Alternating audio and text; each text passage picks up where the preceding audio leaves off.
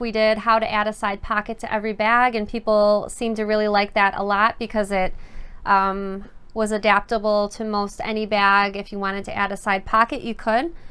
So for tonight, adding the divider, I pulled out the Lilium laptop bag, and I've got my large and small version right here. Let me show you. The small comes with a divider in the pattern, but I'm going to show you this technique so that you can add it to another bag. So as you can see, there's a yellow zipper on the inside, and that's the divider. So you can make either a divider with a zipper like I'm going to show you in tonight's demonstration, and I'll also give you some tips how to just make a divider without the zipper in case you don't want to go through the extra steps to have that zipper, but it would be handy if you feel like putting it in. So what you'll need to add the divider into any bag is first you'll need the pattern piece for the front and the back of the bag. And let me show you one thing before Danny cuts to the side view. So adding the side pocket to any bag, I should sort of put an asterisk on that. You'll need to be working with a bag pattern that has a side panel. So basically the side wraps around the bottom and comes out on the other side like the Baker Street bag. The Baker Street bag is actually the pattern that I'll be working off the demo for tonight. It'll also work for bags that have a zipper on the top of the bag, like the Renegade bag.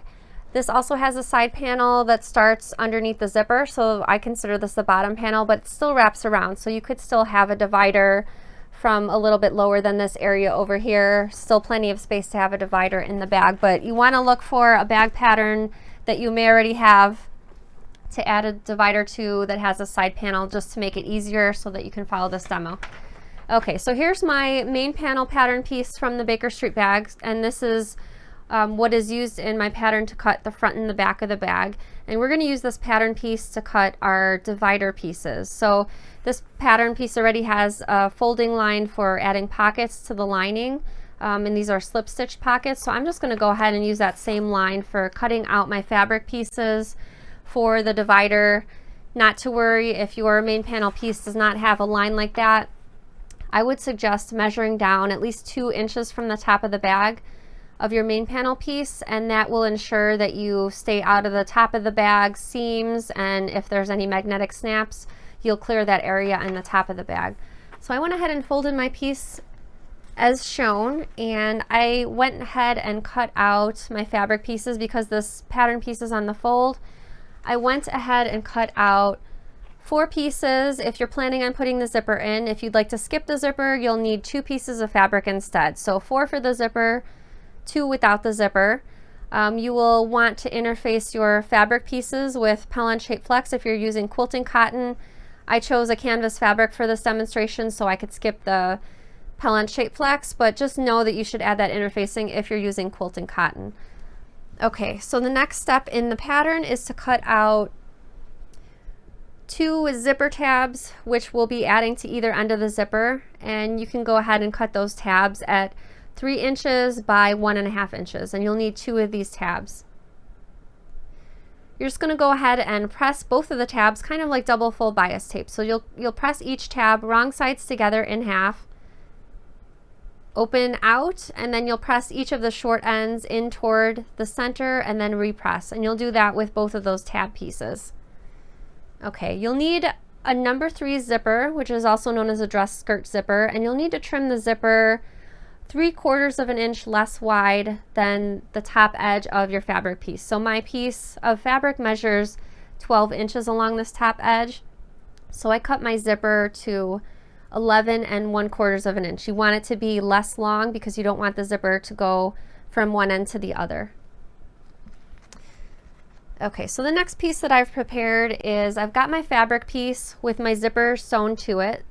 So I went ahead and inserted each end of the zipper after I trimmed it to the correct size in the creases of the zipper tab, and then I top stitched this edge of the zipper as shown right here. You can see on both ends, and then I went ahead and trimmed the fabric even with the zipper. So after my zipper was ready to go, I placed it face down, so the right side of the zipper against the right side of the fabric, and I stitched from one end to the other using 1/4 of an inch seam allowance.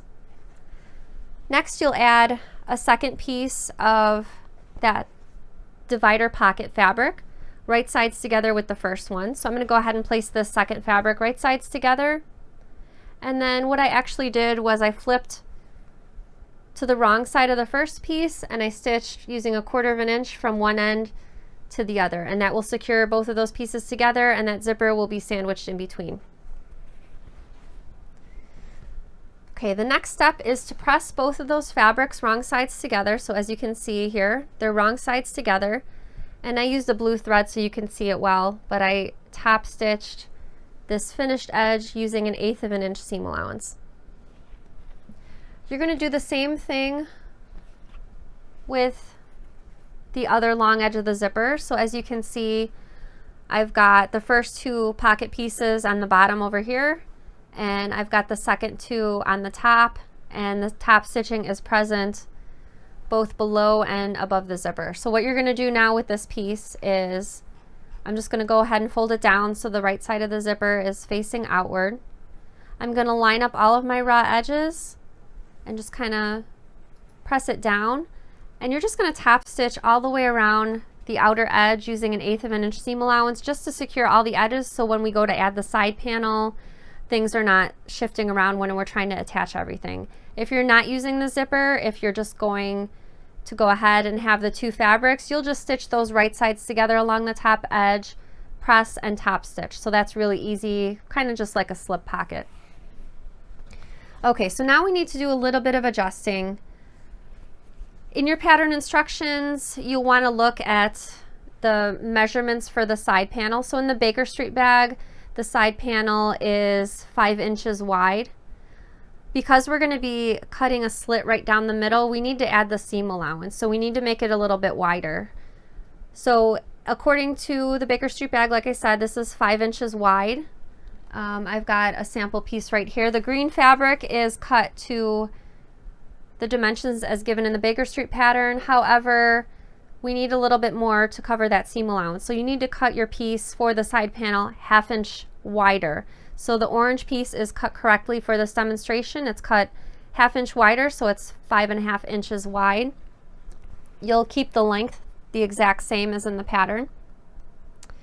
And you'll need to look at your instructions because some patterns, such as the Baker Street bag, require you to do a little bit of cutting before sewing the sides to the front and back of the bag. So we need to take care of that first before we add that divider piece.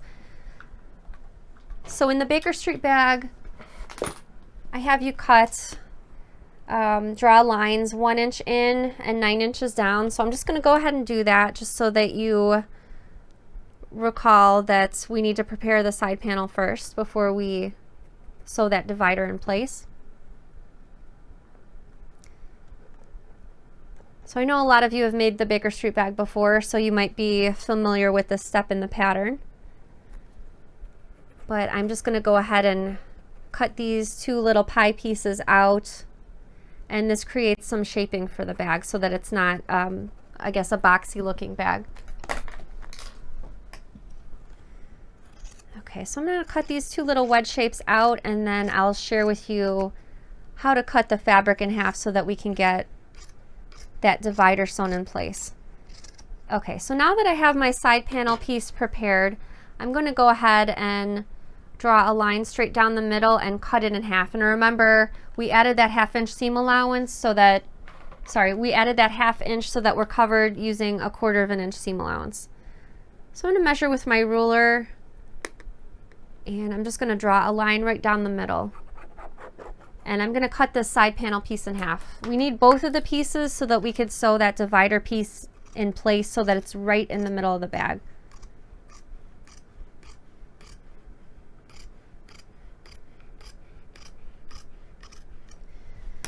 Okay, so here I've got the both halves. We're going to sew this to the divider along the straight edge. So the edge that we cut, this is the edge that we need to sew. So if I lay my pieces out here, the divider is going right down the middle. Okay, so I've gone ahead and prepared my divider piece. As you'll notice, the zipper's right on the top over here, and I've already sewn one piece in place. So I went ahead and used 1/4 of an inch seam allowance. I feel that 1/4 of an inch seam allowance is adequate for this particular demonstration. to line this divider piece up, I measured and marked, and you can kind of see my markings still showing up. But before I sewed it in place, I measured the center of the side panel piece, and I also measured the center of the divider, and you can see my markings on the other side. That's to make sure that you have it sewn right in the center, and as you'll see from my top corners, you want to have extra fabric showing, and this will continue on to the top of the bag. Okay, so I've got my second half of the divider remaining, and I'm going to go ahead and show you how to pin that in place.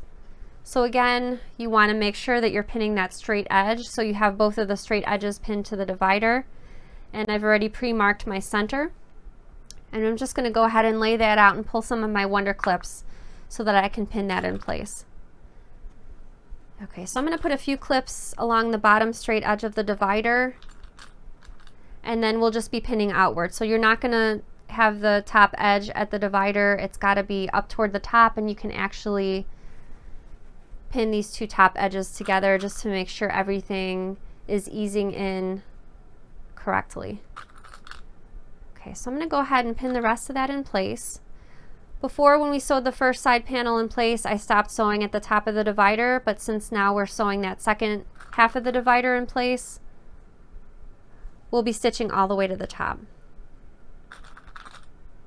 And again, you'll want to have Pellon shape flex on all of these pieces if you're using quilting cotton, and I purposely chose a canvas fabric so that I could skip one step in my preparation for tonight and skip that shape flex. Okay, so let me just finish pinning the left hand side. And again, this pinned edge is going to be sewn using a 1/4 inch seam allowance. So after this step is sewn, your side panel will be finished, and you can go ahead and continue on sewing the bag per the pattern instructions of whatever pattern you're working on. So your side panel has been modified to have that divider on in the middle of it. Let me go back to the front screen and show you again what that Lilium laptop looks like with the divider in it. Okay, so here's the front of the screen. And there's that zipper divider. I use that same method. Oh, sorry, Danny. I use that same method that I just shared with you for attaching the divider in the middle of the Lilium laptop bag. And again, like I mentioned, if you want to skip the zipper, you'll just be sewing your two bits of fabric right sides together instead. And it's really handy because then you can have certain things in one side of your purse or bag, such as your cell phone. Maybe you want your wallet on the other side, and it just keeps things nicely organized inside of your bag.